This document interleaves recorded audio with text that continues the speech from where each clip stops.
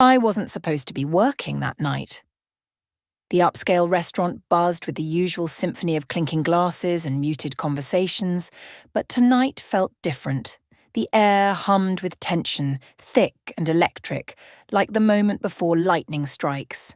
My manager had called me in last minute. Someone called out sick, and they needed all hands on deck for some very important guests. I should have known better. I should have said no. But I needed the money, and the tips from high-profile tables could cover my rent for the month. So I tied my apron, smoothed down my black uniform, and stepped into the dining room with my practiced smile, the one that said I was pleasant, forgettable, invisible. That's how I preferred it. Invisible. I'd spent my entire adult life perfecting the art of blending in. After my nonna passed 5 years ago, I'd left behind everything. The old neighborhood, the family connections, the weight of a heritage I didn't understand. I became just another face in the city, another girl working double shifts to make rent, another stranger on the subway. Safe, anonymous, alone. The private dining room in the back was reserved. Of course it was. Those rooms were always reserved for people who wanted privacy. Politicians, celebrities, or worse. The kind of people who paid extra to ensure no one saw them, no one heard them, no one remembered them. My co-worker Maria had warned me once, her voice dropping to a whisper over prep work. Don't ask questions about the back rooms, don't look too closely at the faces, and whatever you do, don't get involved. I'd laughed it off then. But tonight, as I approached the heavy oak doors, her words echoed in my mind. Table 12, my manager whispered, pulling me aside. His face was pale, beaded with sweat despite the air conditioning. They requested you specifically. My stomach dropped. Me? Why? He shook his head quickly, eyes darting toward the back hallway. I don't know, just be polite. Don't ask questions. And whatever you do, don't stare. Don't stare. Right. My hands trembled as I smoothed my apron one more time. In 5 years of working here, I'd never been requested by name. I was the invisible girl, remember? The one who took orders and disappeared. So why now? Why me? I pushed through the swinging doors, my heart hammering against my ribs. The private room was dimly lit, illuminated only by flickering candles and the soft glow of the city lights filtering through the floor-to-ceiling windows. The table was long, dressed in white linen, and surrounded by men in tailored suits. The scent of expensive cigars and aged whiskey hung in the air, mixing with something else. Power. Raw, undeniable power that made my skin prickle with awareness. But it wasn't the men that made me freeze. It was him. At the head of the table sat a man who commanded the room without saying a word. Dark hair slicked back, sharp jaw, eyes like polished obsidian. His suit was black, perfectly cut, and his hands, strong tattooed hands, rested casually on the armrests of his chair. He didn't move, didn't smile. He simply watched me with the kind of intensity that made my skin prickle. The ink on his knuckles caught the candlelight, symbols I didn't recognize but somehow understood. Old world, dangerous, permanent, Dante Salvatore. I'd heard the name whispered in the kitchen, murmured by nervous busboys and line cooks who crossed themselves when they thought no one was looking. Mafia, boss, untouchable. And now, apparently, my customer. Good evening, I managed, my voice steadier than I felt. I clasped my hands in front of me to keep them from shaking. My name is... We know who you are. The voice came from beside him, a man older with silver streaking through his dark hair and eyes that held a lifetime of secrets. He leaned back in his chair, fingers steepled, studying me with an unreadable expression. There was something familiar about him, something that tugged at the edges of my memory. The way he held himself. The cadence of his accent. It reminded me of the old men from my childhood, the ones who would gather at my nonna's kitchen table speaking in hushed tones about the old country. My throat went dry. I'll be taking care of you tonight. Can I start you off with Sicilian? The older man interrupted, his accent thick, unmistakable. I blinked. I'm sorry. Your name. It's Sicilian. He tilted his head, eyes narrowing slightly. Rossi. Your grandmother, she was from the south, yes? My pulse quickened. How did he know? My name tag only showed my first name. How could he possibly— You speak it? He pressed. My grandmother. She taught me the dialect when I was young before she passed. I hadn't spoken it in years, not since I left home, not since I tried to bury that part of myself. The language of my childhood felt like another lifetime, another person. A little, I admitted quietly. The man's lips curved into a slow smile. He said something in rapid Sicilian, the words rolling off his tongue like a test, a challenge. The dialect was thick, old-fashioned, not the Italian taught in schools, but the ancient language of villages and blood ties.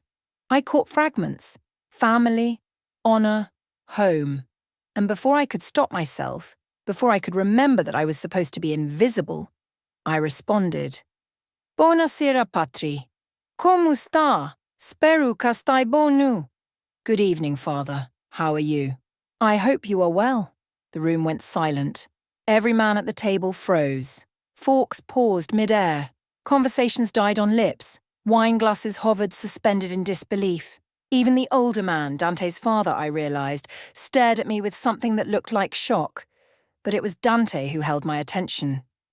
For the first time since I entered the room, he moved. Slowly, deliberately, he leaned forward, elbows resting on the table, fingers interlaced. His dark eyes locked onto mine, and I felt the weight of his gaze like a physical touch. In that moment, I wasn't invisible anymore. I was seen. Completely, utterly seen. And it terrified me. Say that again, he said, his voice low, almost dangerous. I swallowed hard, suddenly aware that I'd done something wrong, something I couldn't take back. I was just greeting your father. In Sicilian. His father's voice cut through the tension, softer now, almost reverent. No one speaks the dialect anymore, not here, not like that. He leaned forward, his eyes glistening. Not with the Palermo accent, not with the proper respect. I didn't know what to say. The silence stretched, suffocating. Or until Dante's father stood. He moved around the table slowly, his footsteps deliberate, and I fought the urge to step back. When he reached me, he stopped, studying my face with an intensity that made my skin burn. You have her eyes, he whispered, almost to himself. Whose eyes? I asked, my voice barely audible. Where did you learn? He asked softly, ignoring my question. My nonna, I whispered. She was from Palermo. Palermo? He repeated the word like a prayer. What was her name? Her family name? Battaglia, I said. Rosa Battaglia. The effect was immediate. Dante's father stumbled back a step, his hand gripping the edge of the table. Several men around the room exchanged sharp glances. One crossed himself. And Dante. Dante's expression darkened into something I couldn't read. Impossibile, Dante's father breathed. On Rosa Battaglia. She died. Years ago. They told us she died. She did die, I said, confused. 5 years ago? Cancer? No. He shook his head. Before that, in Palermo. They said she died in Palermo when she was young. They said— He trailed off, his eyes distant. Something flickered in his expression. Recognition, maybe, or nostalgia. He glanced back at Dante, who hadn't taken his eyes off me. A silent conversation passed between them, heavy with meaning I couldn't decipher. She didn't die in Palermo, I said quietly. She left. She came to America when she was 19. Left, Dante's father repeated, his voice hollow. She left. She stays, Dante's father said suddenly, his voice stronger now, commanding. My breath caught. I'm sorry, I don't... You'll serve us tonight, he continued, ignoring my confusion. And you'll sit with us when we're finished.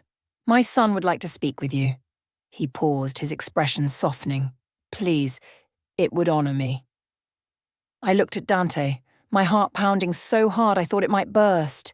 He hadn't moved, hadn't spoken, but the way he looked at me like I was a puzzle he needed to solve, a secret he was determined to uncover, sent a shiver down my spine. There was something else in his gaze, too.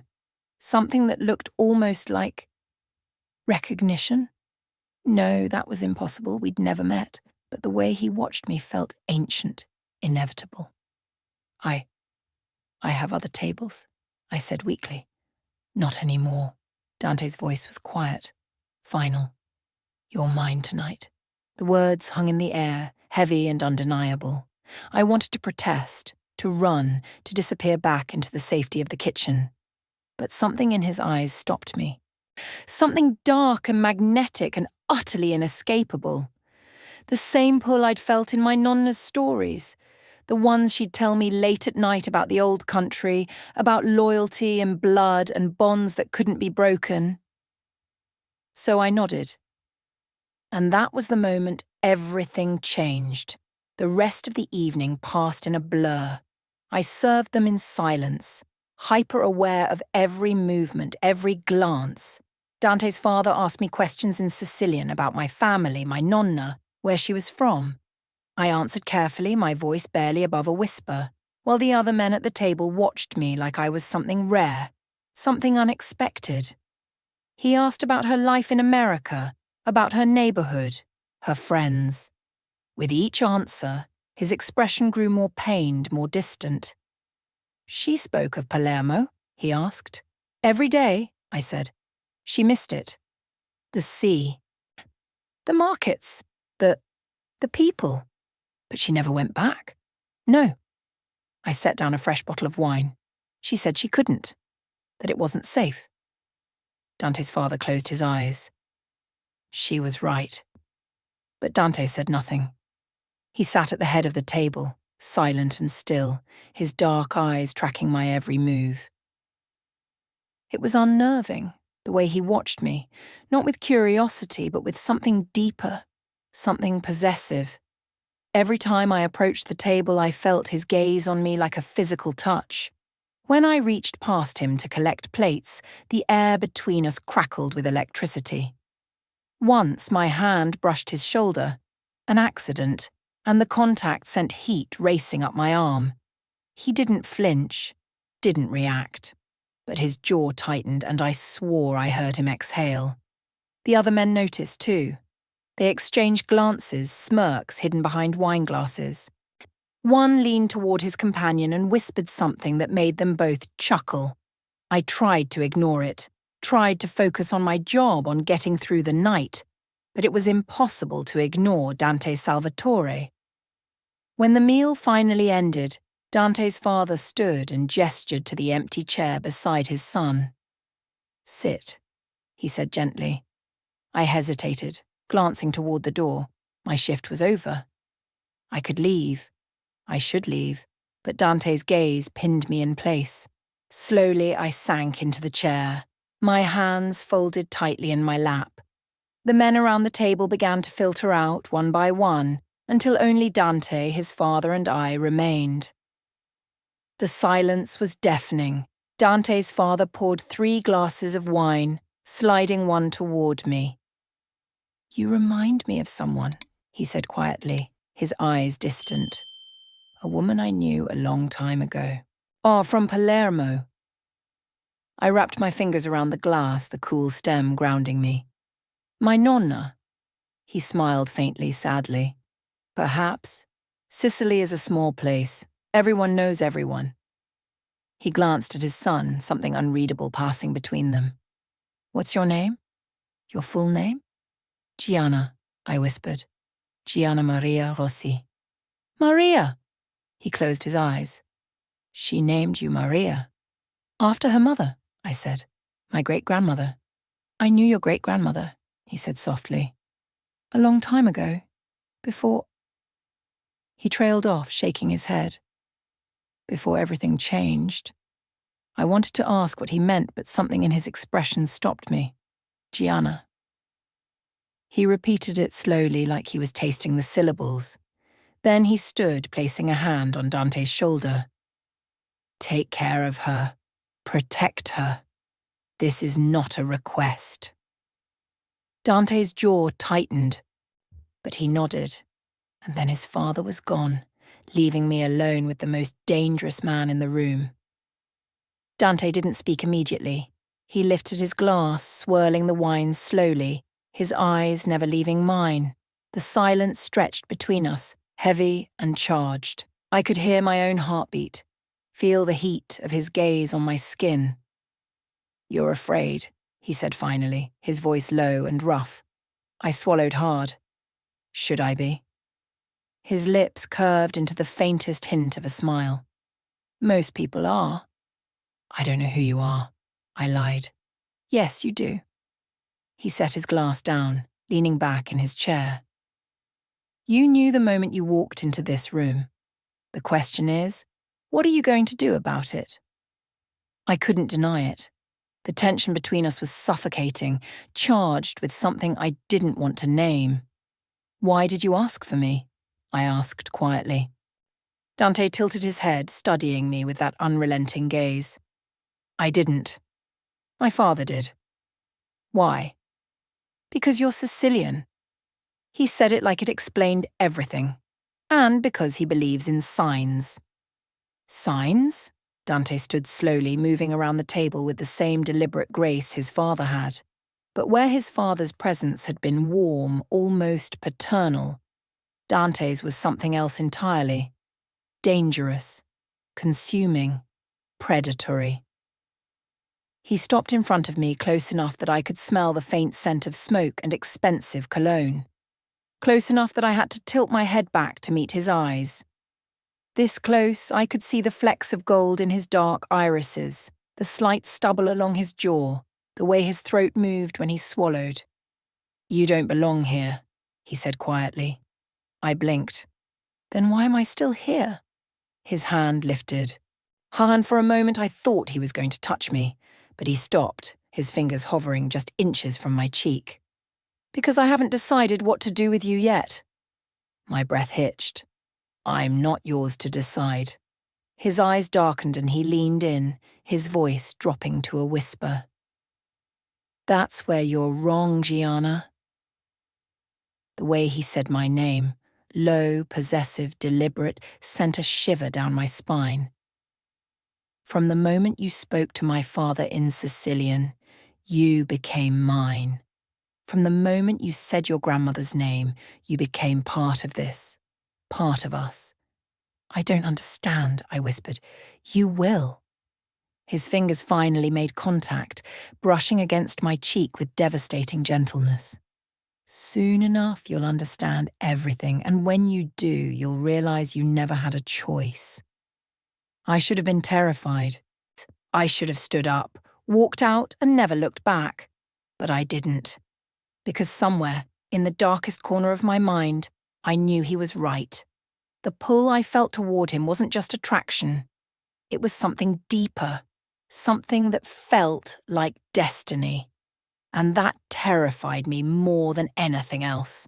I didn't see Dante again for 3 days, but I felt him everywhere. At work, I caught glimpses of men in dark suits watching me from the corners of the dining room.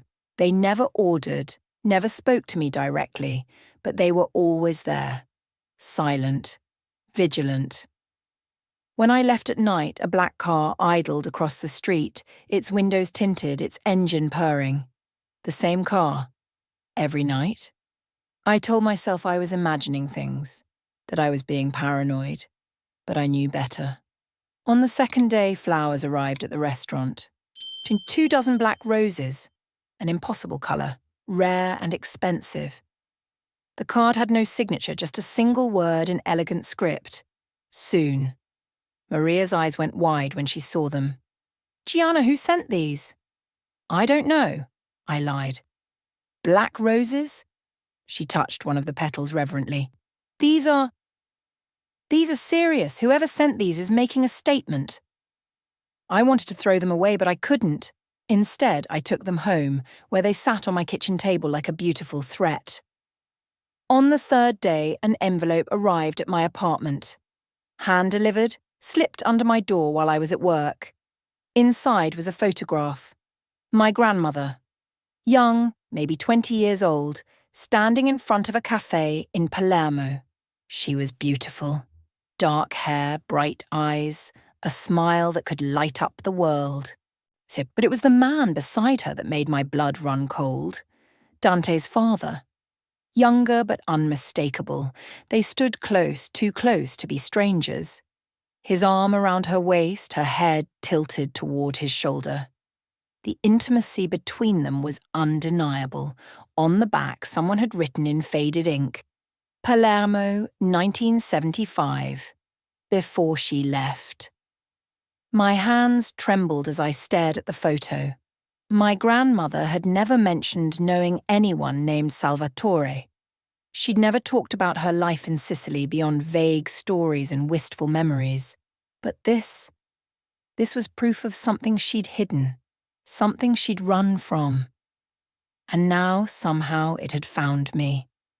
I told myself I was imagining things, that I was being paranoid, but I knew better. On the fourth night, I found an envelope on my doorstep. No return address, no note. Just a single sentence written in elegant script, come to me, and an address. I stared at the paper for a long time, my hands trembling. I should have thrown it away. I should have called the police. But what would I tell them? That a powerful man was watching me, that I'd found an old photograph, that I felt drawn to someone I barely knew. They'd think I was crazy. Maybe I was. Instead, I got in my car and drove. The address led me to the outskirts of the city, to a sprawling estate hidden behind iron gates and towering trees. The gates opened as I approached, as if they'd been waiting for me, as if he'd been waiting for me. The property was massive, acres of manicured lawns, ancient oaks, a fountain that caught the moonlight. Old money, old power. I parked in front of the massive stone house, my heart pounding. The front door opened before I could knock, and a man in a dark suit gestured for me to enter. Miss Rossi, he said with a slight bow. Mr. Salvatore is expecting you. The interior was just as I'd imagined. Dark wood, rich leather, shadows that seemed to breathe. Oil paintings lined the walls, Italian landscapes, portraits of stern-faced men, scenes from the old country. I followed the man down a long hallway, my footsteps echoing against the marble floors. We passed a library, a formal dining room, rooms filled with antiques and history. This wasn't just a house, it was a legacy. He led me to a study, then closed the door behind me.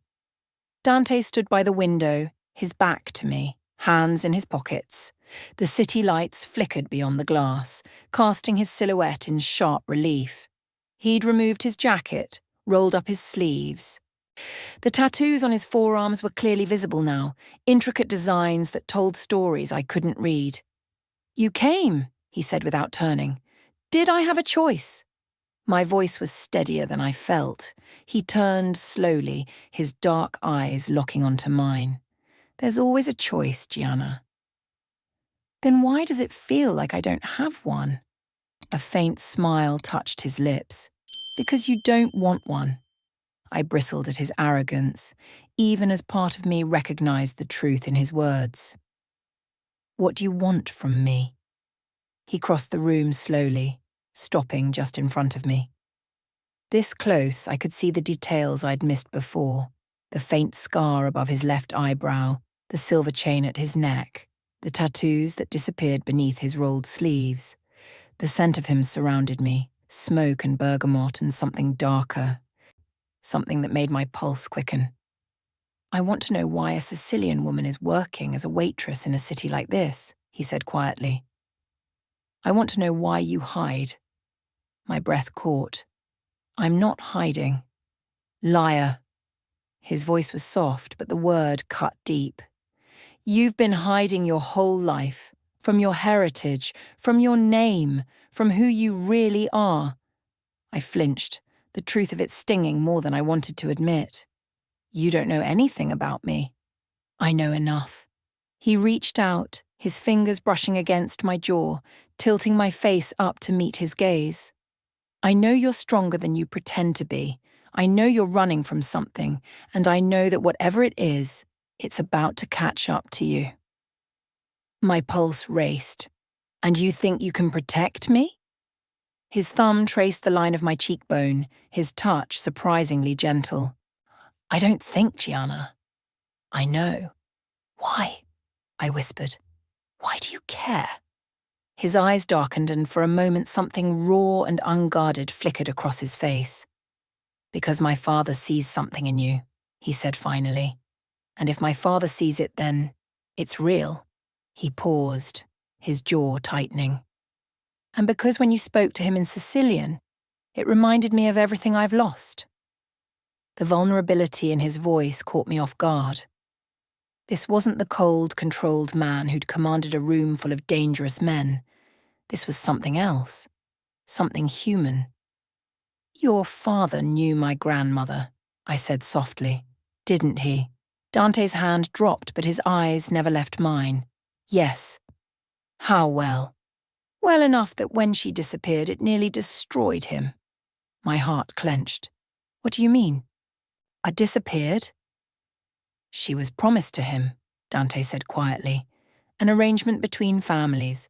Old world, traditional. She was supposed to be his wife. The world tilted beneath my feet. But she left. She ran. His voice was hard now. In the middle of the night, without a word. She disappeared and no one could find her. My father searched for years. He thought she was dead. She wasn't running from him, I whispered, pieces clicking into place. She was running from something else, someone else. Who? I shook my head. I don't know. She never told me. She said she'd made enemies, that she could never go back. Dante's expression darkened. And those enemies, they found you. What? Fear spiked through me. How do you know? Because someone's been asking questions. Someone from the old families. I'm the ones who never forgot. They know Rosa Battaglia had a granddaughter. And they want answers. I don't have any answers, my voice rose. I don't know anything about her past. But you exist. His hands gripped my shoulders, anchoring me, and that's enough for them. I don't need saving, I said softly. Maybe not. His hand dropped, but his eyes never left mine. But I do. The words hung between us, heavy and undeniable, and in that moment I realized the truth. This wasn't about protection. It was about something far more dangerous. Connection. Recognition. The terrifying certainty that I wasn't just walking into his world. I was already a part of it. Had been from the moment my grandmother fled Palermo, carrying secrets that would chase her granddaughter decades later. And there was no going back. He gave me 3 days to decide. Stay, he'd said that night in his study. Work for me. Let me keep you safe. I'd laughed. A short, bitter sound. Safe? You're a criminal? Yes, he hadn't flinched. And that's exactly why you'll be safer with me than anywhere else. Your grandmother's enemies are my father's enemies. The people hunting you won't touch you if you're under my protection. And what do you get out of this? His smile was dark, dangerous. Everything. I'd left that night without giving him an answer. But over the next 3 days, the walls closed in. First, it was the phone calls, unknown numbers, no one on the other end. Just breathing, waiting. Then the man at the cafe. He'd watched me for an hour, his eyes cold, calculating. When I finally left, he'd followed. 3 blocks, 4, staying just far enough behind to be a threat without being obvious. I'd ducked into a bookstore, my heart pounding. When I emerged 20 minutes later, he was gone, but the black car was there instead.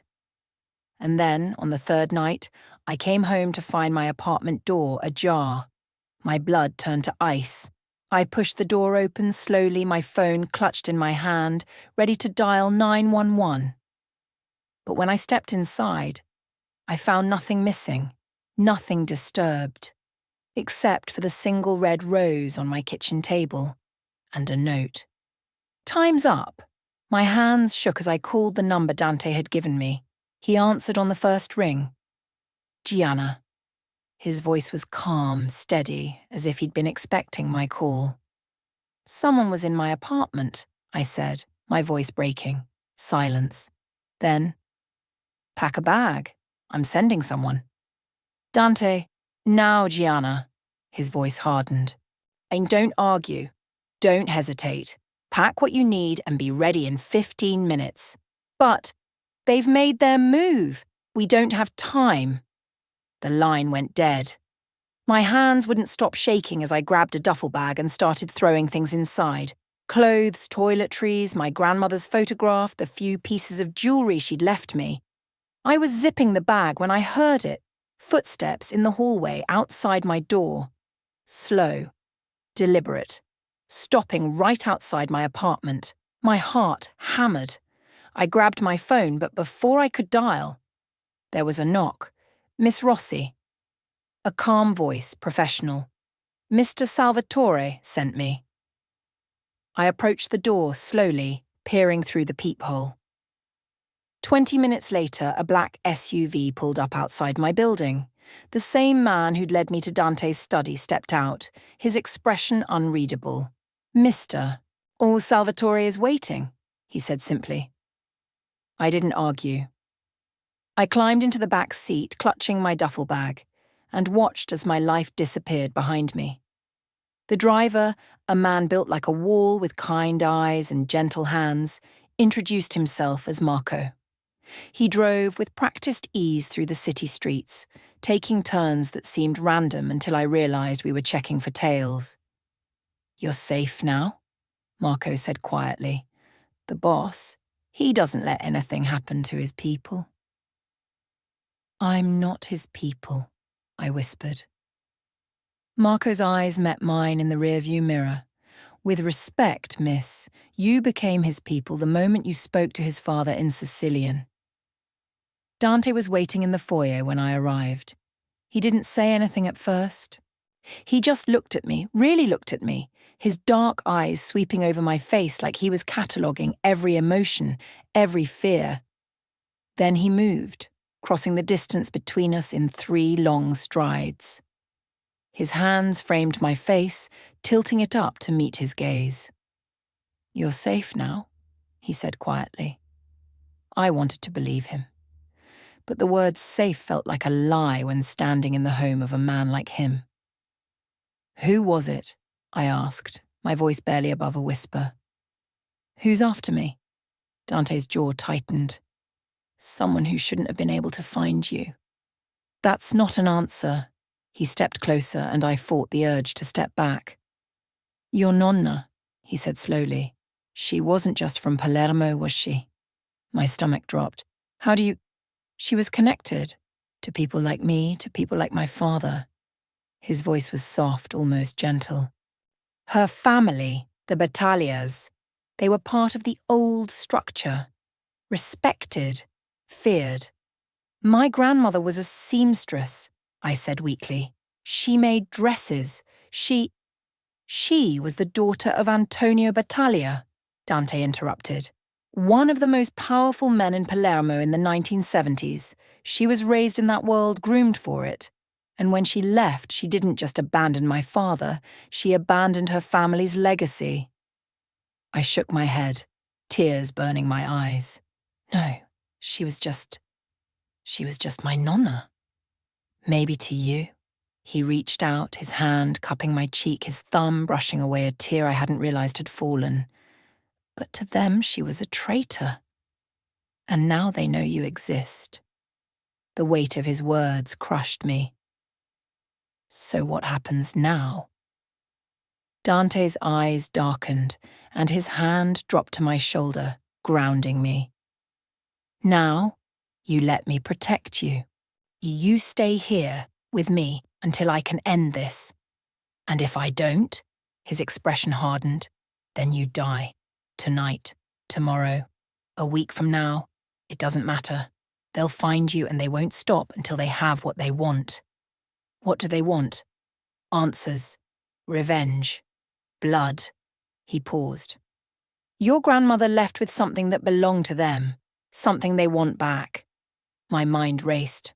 I don't have anything. She died with nothing but the locket, Dante said quietly. She always wore a locket. Gold, with an inscription. My hand flew to my neck, where the delicate chain rested beneath my uniform. How do you know about? Because my father gave it to her, and inside that locket is information that could destroy families, start wars, end lives. With trembling fingers, I pulled the locket free. I know I'd worn it every day since my grandmother died, but I'd never been able to open it. The clasp was old, stuck, and I'd assumed it was empty anyway. Dante took it gently, his fingers working the clasp with practiced ease. It sprang open. Inside wasn't a photograph. It was a key, small, old, brass, and tucked beside it a string of numbers written in faded ink on a piece of paper no bigger than my thumbnail. Dante's expression went dark. A safety deposit box. For what? The truth. He closed the locket, his hand wrapping around mine. Everything your grandmother knew.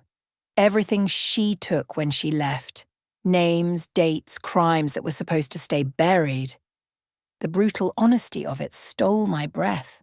There was no softening it, no pretending. This was the reality I'd been born into, the reality I'd been running from my entire life.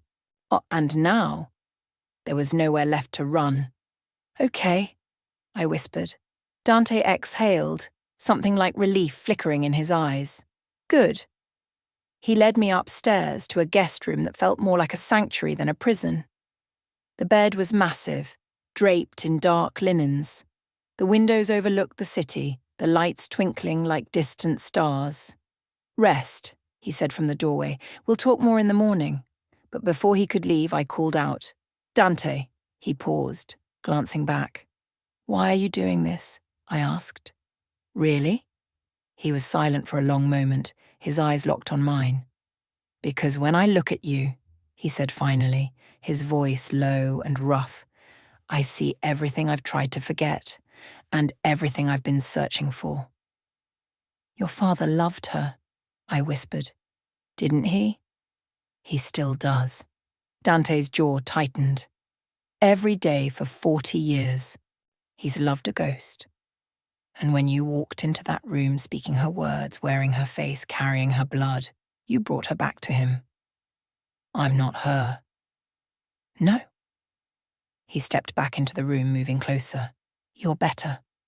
Because you're real. You're here. And you're mine to protect. I don't belong to anyone.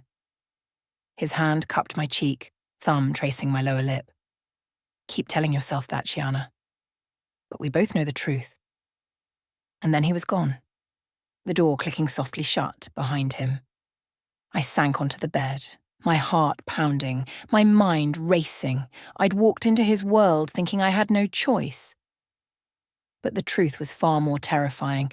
I didn't want to leave, not because I was afraid, but because for the first time in my life, I felt like I was exactly where I was supposed to be, with a man who looked at me like I was worth dying for.